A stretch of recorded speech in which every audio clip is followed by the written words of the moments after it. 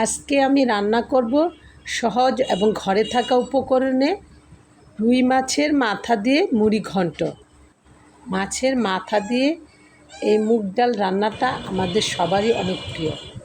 Hello, আসসালামু আলাইকুম everyone, welcome জানাচ্ছি মিয়াস কিচেনে। কিভাবে আমি রান্না করলাম পুরো প্রসেসটা এখন আমি দেখিয়ে দেব। প্রথমে আমি যা যা লাগবে সব কিছু ধুয়ে কেটে রেডি করে নিয়েছি। এখন আমি মাছের মাথাগুলোকে লবণ হলুদ মরিচ মাখিয়ে নিব। মাথার সাথে আমি 2 টুকরো মাছও দিয়ে দিয়েছি বাচ্চাদের জন্য। ভালোভাবে লবণ হলুদ মেখে নিচ্ছি।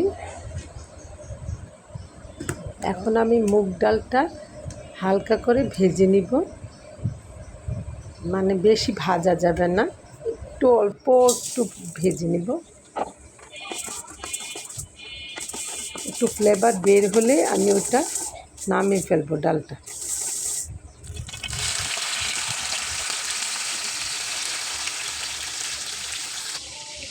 মাছের মাথাগুলি আমি ভেজে নিচ্ছি। এখানে হালকা করে ভেজে নেব মাছের মাথাগুলি।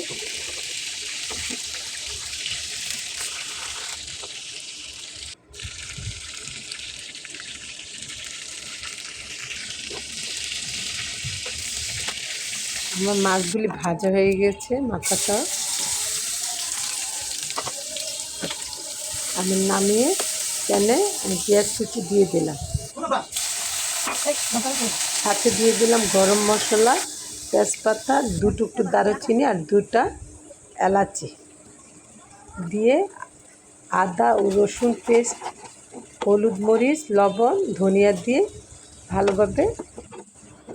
ভালোভাবে নেড়ে চেড়ে কষিয়ে নিচ্ছি। এখানে আমি অল্প একটু টমেটো কুচিও দিয়ে দিয়েছি, আপনারা ইচ্ছা করলে স্কিপ করতে পারেন।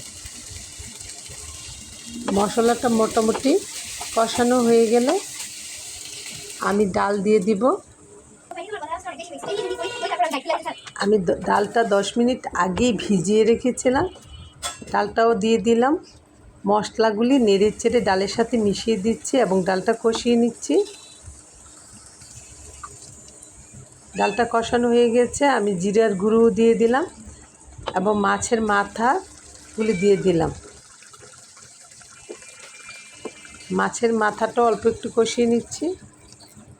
তারপর পরিমাণ মতো আমি পানি দিয়ে দেবো। এখানে পানিটা একটু পরিমাণ বেশি দিতে হবে, যেহেতু ডালগুলি এখনও সিদ্ধ হয় নাই পুরোপুরি, আর এমনি তো পানি টেনে যায়। ডালটা নামিয়ে নিলে সে বুঝেই আমি পানিটা দিয়ে দিব, একটু বেশি পরিমাণে একটু বেশিই দিব। এখন আমি ভালোভাবে বলক ফুটিয়ে ডাল সিদ্ধ হলেই নামিয়ে নিব। ভালো থাকবেন সবাই, আল্লাহ হাফেজ।